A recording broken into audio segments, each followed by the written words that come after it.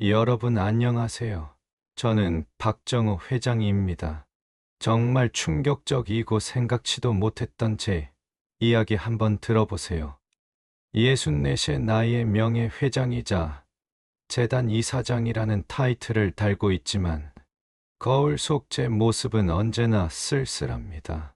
사람들은 저를 성공한 인생이라 부릅니다. 그럴 만도 합니다. 30년간 일궈낸 기업이 있고 사회에 환원하겠다는 명목으로 설립한 재단도 있으니까요. 하지만 성공이란 게 무엇일까요? 밤마다 혼자 마시는 위스키 잔 속에 비친 제 얼굴은 답을 주지 않습니다. 아내 연수기를 잃은 지 벌써 5년이 지났습니다. 폐암이었습니다. 담배도 피우지 않았던 그 사람이 왜 하필 그런 병에 걸려야 했는지 지금도 이해할 수 없습니다. 마지막 순간까지 제 손을 꼭 잡고 있던 그 따뜻함이 아직도 생생합니다. 여보, 혼자 남겨둬서 미안해. 날 잘 부탁해. 그것이 그 사람의 마지막 말이었습니다. 딸 지영이는 25세 미국으로 떠났습니다. 하버드 MBA를 마치고 뉴욕의 투자은행에서 일하고 있습니다. 제가 자랑스러워하는 딸이지만 동시에 가장 아픈 손가락이기도 합니다. 어머니가 돌아가신 후 더욱 차갑게 변한 그 아이는 제게서 점점 멀어져만 갔습니다. 아빠, 저는 제 인생을 살고 싶어요. 아빠의 그림자에서 벗어나서요. 공항에서 했던 그 말이 아직도 귓가에 맴돕니다. 혼자 남은 집은 너무 컸습니다. 25평형도 아니고 300평이 넘는 한남동 저택인데 혼자서는 거실 한 구석도 제대로 채우지 못했습니다. 가정부 김 여사가 매일 오시지만 그분도 저녁이면 돌아가십니다. 그러면 저는 다시 혼자가 됩니다. 권력이라는 것도 참 아이러니합니다. 회사에서는 제가 한마디만 하면 수백 명이 움직입니다. 재단에서도 마찬가지입니다. 하지만 정작 제가 진짜 원하는 것들은 권력으로도 어쩔 수 없습니다. 죽은 아내를 되살릴 수도 멀어진 딸의 마음을 되돌릴 수도 없습니다.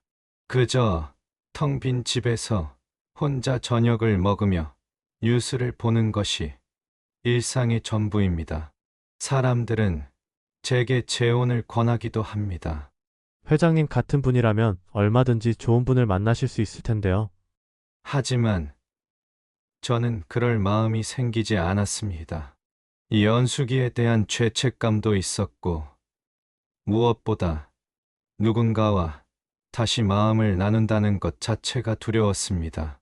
한 번 큰 상실을 경험하고 나니 또 다른 이별의 가능성을 생각하는 것만으로도 가슴이 먹먹해졌습니다. 그렇게 저는 권력의 정점에서 고독의 나락을 경험하고 있었습니다. 외부에서는 성공한 기업인으로 사회공헌에 앞장서는 인물로 보였겠지만 실상은 가족도 사랑도 잃고 혼자 남은 늙은 남자에 불과했습니다. 밤마다 서재에서 책을 읽으며 시간을 보냈지만 글자들은 그저 종이 위를 기어다니는 개미처럼 보일 뿐이었습니다. 그런 제게 변화가 찾아올 것이라고는 상상도 못했습니다. 아직 사랑할 수 있는 마음이 남아있다는 것도, 누군가가 제 닫힌 마음의 문을 두드릴 것이라는 것도 전혀 예상하지 못했습니다. 권력의 고독 속에서 점점 메말라가던 제 마음에 곧 봄비 같은 만남이 찾아올 줄 어떻게 알았겠습니까? 변화는 예상치 못한 순간에 찾아왔습니다. 그날도 평범한 업무 스케줄 중 하나였습니다. 재단 장학사업 현장 시찰이라는 명목으로 서대문구 소재종합사회복지관을 방문하는 일정이었죠.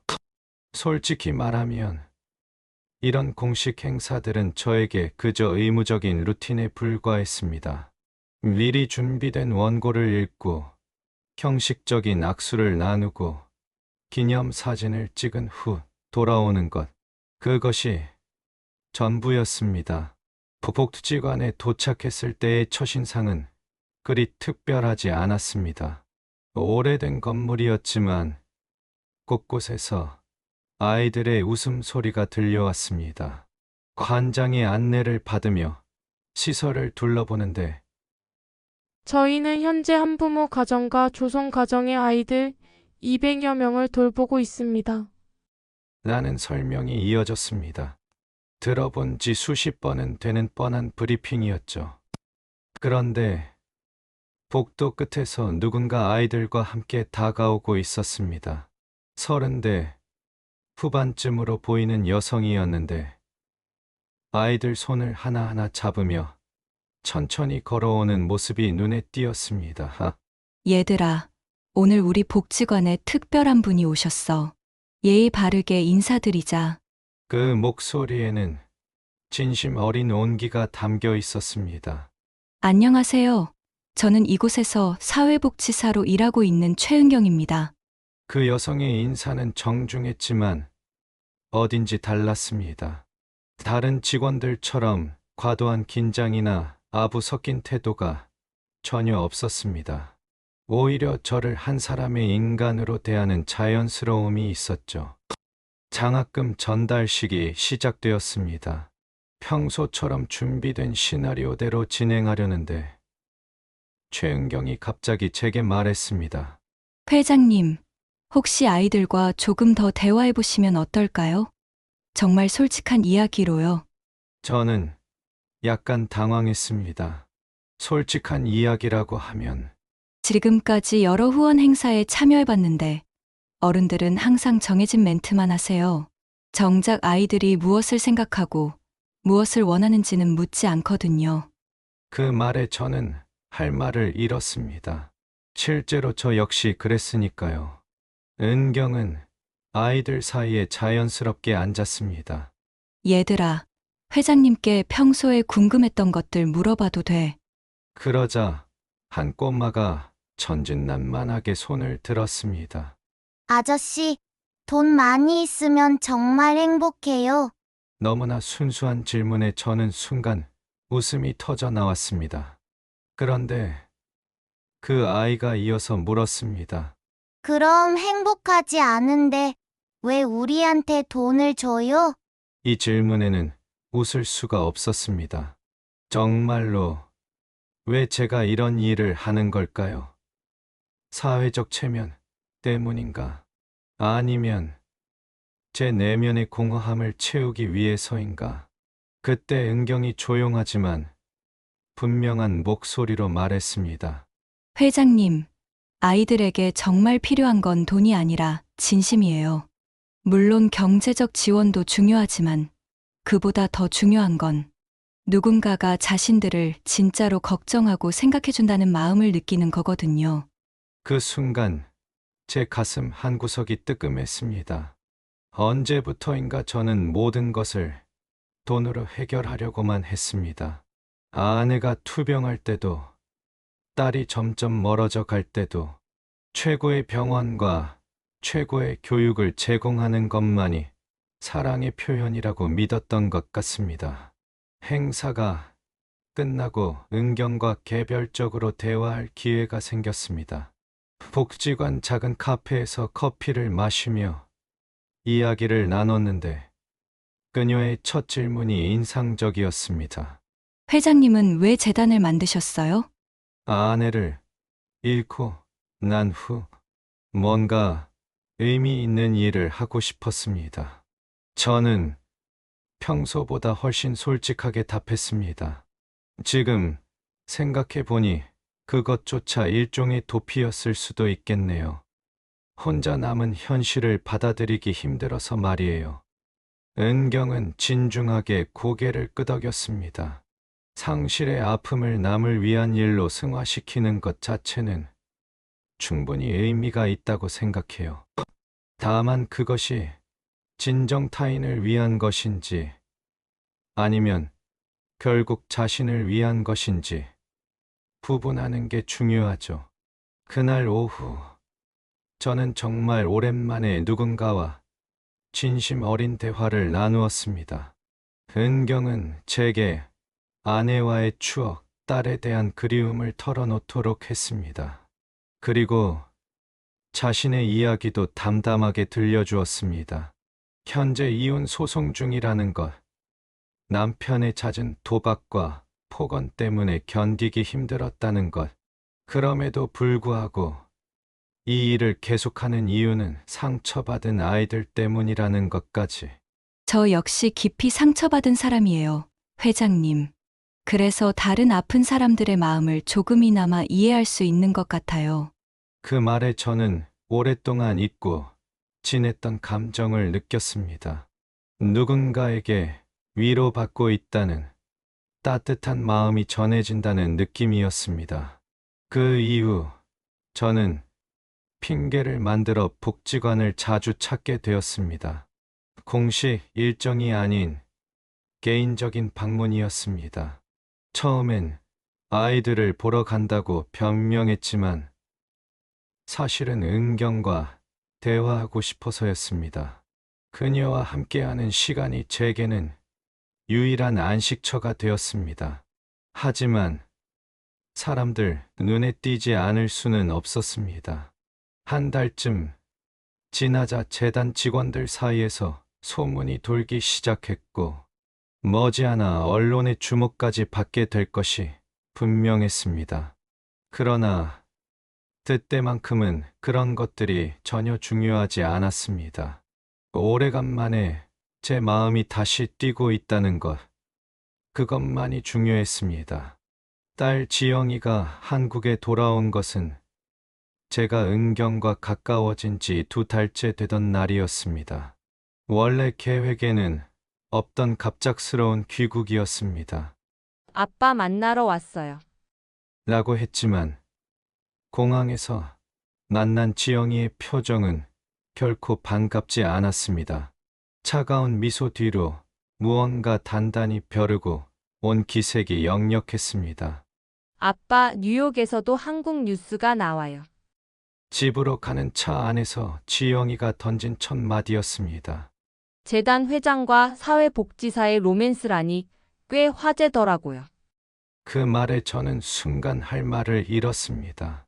벌써 해외까지 소문이 퍼진 것일까요? 지영아, 그건 아빠 변명하지 마세요. 저도 다 큰 어른이에요. 아빠가 누군가와 만나는 것 자체는 문제 없어요. 지영이의 목소리는 차분했지만 어딘지 날카로웠습니다. 문제는 상대방이 아직 이혼도 안 끝난 유부녀라는 거죠. 집에 도착해서도 대화는 계속됐습니다. 지영이는 이미 은경에 대해 상당히 많은 정보를 알고 있었습니다. 남편과의 이혼 소송이 진행 중이라는 것, 언론에서 벌써 관심을 보이기 시작했다는 것, 심지어 회사 주주들 사이에서도 우려의 목소리가 나온다는 것까지. 아빠, 이게 정말 사랑이라고 생각하세요? 지영이가 저를 똑바로 바라보며 물었습니다. 아니면 그냥 외로움을 달래려는 거예요? 엄마 돌아가시고 나서 아빠가 얼마나 힘들어 하시는지 저도 알아요. 하지만 이런 식으로는 안 돼요. 지영아, 내가 은경 씨를 모르니까. 모르긴 뭘 모르겠어요. 아빠 같은 분을 노리는 여자들이 얼마나 많은지 아빠는 모르시나 봐요. 지영이의 목소리가 점점 날카로워졌습니다. 특히 이혼 소송 중인 여자라면 아빠의 재산과 지위가 얼마나 매력적으로 보이겠어요. 그 순간 저는 화가 치밀었습니다. 지영아, 그런 식으로 말하는 게 아니야. 은경 씨는 그런 사람이 아니야. 그럼 어떤 사람인데요? 아빠를 진짜 사랑한다고요? 아빠 나이가 64이에요. 그 여자는 30대잖아요. 이게 정상적으로 보여요. 그 말에 저는 깊이 상처받았습니다. 사실 제 마음 한구석에서도 비슷한 의문을 품고 있었으니까요. 정말로 은경이 저를 한 사람으로서 좋아하는 것일까? 아니면 제 지위와 재산 때문일까 하는 의심 말입니다. 다음 날 언론의 관심이 본격화되기 시작했습니다. 한 연예 주간지에서 재벌 회장이 황혼 로맨스, 상대는 이혼 소송 중인 유부녀라는 제목의 기사를 냈습니다. 사진도 있었습니다. 복지관에서 함께 걷는 모습, 카페에서 대화하는 모습까지 누군가 의도적으로 저희를 미행하며 찍은 것 같았습니다. 회사에서는 비상이 걸렸습니다. 홍보팀장이 급히 보고서를 가져왔습니다. 회장님, 주가에 영향이 있을 수 있습니다. 주주들이 우려를 표명하고 있고 일부 언론에서는 재단 운영의 투명성까지 의문을 제기하고 있습니다. 더 충격적이었던 것은 은경에 대한 공격이었습니다. 인터넷 게시판에는 그녀를 향한 악플들이 쏟아졌습니다. 돈 많은 할아버지 꼬셔서 신데렐라 되려는 여자. 이혼도 안 끝냈으면서 불륜이나 하고. 같은 말들이었습니다. 저는 은경에게 전화를 걸었습니다. 미안해요. 저 때문에 이런 일이. 괜찮아요, 회장님. 예상했던 일이에요. 은경의 목소리는 평소와 다름없이 차분했습니다. 다만 복지관 아이들에게까지 영향이 가면 안 되는데 실제로 복지관에도 기자들이 찾아와서 인터뷰를 요청하고 있다고 했습니다. 아이들이 무서워한다고, 관장님도 걱정이 많다고 했습니다. 그날 밤 지영이와 마주 앉아 긴 대화를 나눴습니다. 아빠, 이 상황이 어디까지 갈지 생각해 보셨어요? 회사 이미지는 물론이고 재단의 신뢰도까지 타격받을 수 있어요. 그리고 그 여자분도 지금 얼마나 힘들겠어요. 그래서 어쩌자는 거야? 정리하세요, 아빠. 깨끗하게. 지영이의 목소리에는 단호함이 담겨 있었습니다. 지금이라도 관계를 정리하고 조용히 지내시면 이 소동도 금방 잠잠해질 거예요. 지영아, 그건 내가 결정할 일이 아니야. 그럼 아빠가 결정하세요. 가족을 택할 건지 아니면 그 여자를 택할 건지. 지영이의 눈에 눈물이 고였습니다. 아빠, 엄마가 돌아가시고 나서 저는 아빠가 전부였어요. 그런데 이제 아빠마저 저에게서 멀어져 가는 것 같아서 너무 무서워요. 그 순간 저는 깨달았습니다. 지영이의 반대가 단순히 체면이나 재산 때문만은 아니라는 것을. 어머니를 잃은 후 남은 가족이 또다시 흩어질 수도 있다는 두려움. 그것이 지영이를 이렇게 만들고 있는 것이었습니다. 하지만 동시에 은경을 포기할 수도 없었습니다. 그녀와 함께하는 시간이 제게는 다시 살아갈 이유가 되고 있었으니까요. 저는 딜레마에 빠져 있었습니다. 딸을 선택해야 할까? 아니면 새로운 사랑을 택해야 할까? 어느 쪽을 선택하든 누군가는 깊이 상처받을 것이 분명했습니다. 상황은 걷잡을 수 없이 악화되고 있었습니다. 언론의 관심은 날이 갈수록 거세졌고 연일 새로운 추측 기사들이 쏟아져 나왔습니다. 재벌 3세 딸, 아버지 스캔들의 긴급 귀국, 재단 회장의 불륜설, 주가의 직격탄 같은 자극적인 제목들이 포털 사이트 메인을 장식했습니다. 더 심각한 것은 재단 내부의 동요였습니다. 이사회에서는 비상회의가 소집되었고 몇몇 이사들은 제 퇴진을 암시하는 발언까지 했습니다. 회장님의 사생활이 재단의 공신력에 치명적인 타격을 주고 있습니다. 특히 김 이사의 말이 가슴에 박혔습니다. 후원자들이 벌써 후원 철회를 검토하고 있다고 합니다. 그런 가운데 홍보팀에서 제안이 들어왔습니다. 회장님, 이 상황을 정리하는 공개 기자회견을 열어보면 어떻겠습니까? 루머를 일축하고 재단의 투명성을 강조하는 자리로 만들어보죠. 저는 망설였습니다. 공개적으로 은경과의 관계를 부인해야 한다는 뜻이었으니까요. 지영이는 더욱 적극적으로 나섰습니다. 아빠, 지금이 기회예요. 공개석상에서 깔끔하게 정리하시면 모든 게 끝나요. 저도 함께 나가서 아버지를 지지한다고 말씀드릴게요. 그 아이의 눈에는 절박함이 담겨 있었습니다. 하지만 은경의 상황은 더욱 어려웠습니다. 복지관은 연일 기자들의 포위를 받았고 아이들은 무서워해서 제대로 프로그램을 진행할 수도 없는 상태였습니다. 관장은 은경에게 잠시 휴직을 권했습니다. 미안해요, 은경 씨. 상황이 정리될 때까지만. 이후 제가 은경을 만난 것은 한강공원이었습니다. 기자들의 눈을 피해 저녁 늦게 만났는데 그녀의 모습은 초췌해 보였습니다. 회장님, 이렇게 되어서 정말 죄송해요. 은경 씨, 잘못이 아니에요. 제가 더 신중했어야 했는데. 아니에요. 처음부터 알고 있었어야 했죠. 저 같은 처지의 여자가 회장님 같은 분과 만나면 어떤 일이 벌어질지. 은경의 목소리에는 깊은 체념이 담겨 있었습니다. 그때 은경이 갑자기 말했습니다. 회장님, 제가 기자회견에 나가겠어요. 무슨 소리예요? 이 상황을 제가 정리하겠어요. 제가 일방적으로 회장님께 의존했고 착각했다고 말하겠어요. 그러면 회장님은 피해자가 되고 모든 게 정리될 거예요. 저는 격하게 반대했습니다. 절대 안 돼요. 그런 거짓말을 할 필요 없어요. 거짓말이 아니에요. 어쩌면 정말 제가 착각했을 수도 있어요. 회장님 같은 분이 저 같은 여자를 진짜 사랑할 리가. 은경의 눈에 눈물이 맺혔습니다. 결국은 회사 이사진들이 기자회견 날짜를 잡았습니다.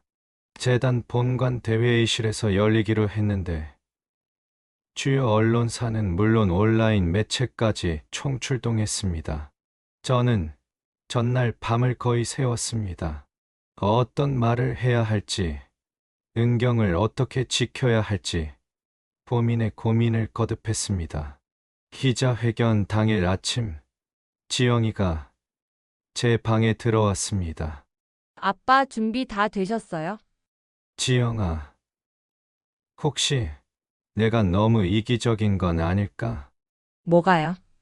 나 혼자 행복하려고 하는 것 같아서. 너도 힘들어하고, 은경 씨도 고생하고, 재단 직원들도 피해를 보고. 지영이는 잠시 말없이 저를 바라보더니 말했습니다. 아빠, 오늘 끝내세요. 깔끔하게. 그리고 문을 나가면서 마지막으로 말했습니다. 아빠, 오늘 여기서 확실히 하지 않으면 저도 아빠와 끝낼 거예요. 대회의실은 기자들로 가득 찼습니다. 카메라 플래시가 끊임없이 터졌고 리포터들의 속삭임 소리가 웅성웅성했습니다. 저는 단상에 앉아 있었고 지영이는 첫 번째 줄에 앉아 저를 바라보고 있었습니다. 그런데 갑자기 회의실 뒤쪽 문이 열리며 은경이 들어왔습니다. 예상치 못한 그녀의 등장에 기자들이 술렁였습니다. 은경은 차분하게 걸어와 제 옆에 섰습니다. 회장님, 혼자 하시면 안 돼요. 이건 우리 둘의 일이니까 함께 해야죠. 그녀의 목소리는 떨리고 있었지만 의지는 확고해 보였습니다. 지영이의 얼굴이 순간 굳어졌습니다. 계획과 완전히 달라진 상황이었습니다. 기자들의 카메라는 이제 은경에게도 집중되고 있었고 플래시가 더욱 요란하게 터졌고 갑자기 공동 기자회견으로 바뀌었습니다. 사회자가 기자회견의 시작을 알렸습니다. 지금부터 박정호 회장님과 최은경 씨의 공동 기자회견을 시작하겠습니다. 순간 저는 무엇을 말해야 할지 알 수 없었습니다. 준비된 원고대로 관계를 부인해야 할까요? 아니면 다른 길이 있을까요? 은경은 떨리는 손으로 마이크에 손을 뻗었습니다. 회의실 안에 모든 사람들이 숨을 죽이고 그녀를 바라보고 있었습니다. 바로 그때였습니다. 지영이가 갑자기 일어서서 단상으로 걸어왔습니다. 기자들이 더욱 소란스러워졌습니다. 저도 한 말씀 드릴게요. 지영이가 마이크를 향해 말했습니다. 그 순간 저는 심장이 멎을 것 같았습니다. 지영이가 무슨 말을 할지 전혀 예상할 수 없었으니까요. 지영이가 단상에 오르는 순간 저는 최악의 시나리오를 떠올렸습니다. 딸이 공개적으로 저와 은경의 관계를 단죄하고 가족의 이름으로 이 관계를 끝내라고 선언할 것이라고 생각했습니다. 심장이 쿵쾅거렸고 손바닥에는 차가운 땀이 흘렀습니다. 그런데 지영이가 마이크를 잡고 한 첫 마디가 예상과 달랐습니다. 안녕하세요. 저는 박지영입니다. 오늘 이 자리에 참석하신 기자 여러분과 국민 여러분께 말씀드리고 싶은 것이 있습니다. 지영이의 목소리는 놀랍도록 차분했습니다. 사실 오늘 이 자리는 많은 분들이 예상하시는 것과는 전혀 다른 목적으로 마련되었습니다. 저는 혼란스러웠습니다. 이게 무슨 소리인지 이해할 수 없었습니다. 은경도 마찬가지로 당황한 표정이었습니다. 지난 몇 개월 동안 언론에 보도된 제 아버지와 최은경 씨의 관계에 대한 추측들, 그 모든 것이 사실 저희가 의도적으로 연출한 것입니다. 지영이의 폭탄 선언에 회의실이 순식간에 술렁였습니다. 기자들의 웅성거림이 커졌고 카메라 플래시가 더욱 요란하게 터졌습니다. 연출이라뇨? 한 기자가 즉석에서 질문을 던졌습니다. 지영이는 침착하게 답했습니다. 네, 맞습니다. 저희는 지난 몇 달 동안 하나의 사회 실험을 진행해 왔습니다. 바로 우리 사회가 얼마나 편견으로 가득 차 있는지를 보여주기 위한 프로젝트였습니다. 저는 지영이를 멍하니 바라볼 수밖에 없었습니다. 이게 무슨 상황인지 전혀 파악할 수 없었습니다. 그런데 은경이 갑자기 고개를 끄덕이며 나를 이었습니다. 맞습니다. 지영 씨 말씀이 맞아요. 은경의 목소리가 회의실에 울려 퍼졌습니다. 저희는 한국 사회의 뿌리 깊은 편견들을 드러내고자 했습니다. 나이 차이에 대한 편견, 이혼 여성에 대한 편견, 신분 격차에 대한 시각들을 말이죠. 기자들이 더욱 흥미롭게 반응했습니다. 그렇다면 두 분의 관계는 가짜였다는 말씀인가요? 그때 지영이가 미소를 지으며 답했습니다. 아니요, 그건 아닙니다. 제 아버지와 은경 씨의 만남과 감정은 진실했어요. 다만 저희가 계획한 것은 이런 상황에서 사회가 어떻게 반응할지를 관찰하는 것이었습니다. 저는 점점 더 혼란스러워졌습니다. 이게 정말 사실인가? 지영이와 은경이 언제 이런 계획을 세운 것인가? 은경이 마이크를 잡았습니다. 여러분, 지난 몇 개월 동안 쏟아진 보도들을 보셨나요? 재벌 회장의 추잡한 로맨스, 돈 노리는 이혼녀, 나이 차이 커플의 스캔들, 이런 제목들이 난무했습니다. 하지만 정작 저희가 복지관에서 함께한 의미 있는 활동들, 사회적 약자를 위한 진정한 노력들은 전혀 주목받지 못했어요. 한 기자가 날카롭게 질문했습니다. 그럼 지금까지의 모든 것이 연기였다는 건가요? 연기가 아니라 현실이었습니다. 지영이가 단호하게 답했습니다. 저희 아버지는 정말로 은경 씨를 존경하고 아끼십니다. 은경 씨도 아버지의 진심을 알고 계세요. 하지만 사회는 그런 순수한 관계조차 왜곡해서 바라보죠. 그렇다면 이 모든 상황을 통해 무엇을 얻고자 하셨나요? 또 다른 질문이 이어졌습니다. 은경이 목소리를 높였습니다. 깨달음입니다. 우리 사회가 얼마나 쉽게 편견에 덫에 빠지는지, 진실보다는 자극적인 스토리에만 관심을 갖는지를 보여주고 싶었어요. 그리고 이제 저희는 그 편견을 깨고 진정한 변화를 만들어 나가려고 합니다. 지영이가 다시 마이크를 잡았습니다. 오늘부터 저희 재단은 편견 없는 세상 만들기 프로젝트를 시작합니다. 나이, 성별, 혼인 여부, 사회적 지위에 관계없이 모든 사람이 존중받는 사회를 만들어가는 것이 목표입니다. 회의실 분위기가 완전히 바뀌었습니다. 처음에는 스캔들을 기대하며 왔던 기자들이 이제는 진지한 표정으로 경청하고 있었습니다. 은경 씨는 앞으로 저희 재단의 공식 파트너로 함께 하실 예정입니다. 지영이의 발표가 이어졌습니다. 그동안의 경험을 바탕으로 사회적 편견 해소를 위한 다양한 프로그램을 기획하고 실행해 나갈 것입니다. 한 기자가 마지막 질문을 던졌습니다. 하지만 정말로 이 모든 것이 계획된 것이었나요? 너무 정교하고 현실적이었는데 그때 지영이와 은경이 동시에 미소를 지었습니다.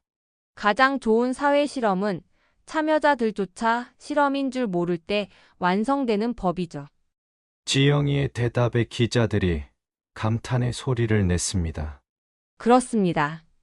저희 아버지께서도 처음엔 이것이 실험인 줄 모르셨어요. 은경이 저를 바라보며 미안하다는 듯이 미소 지었습니다.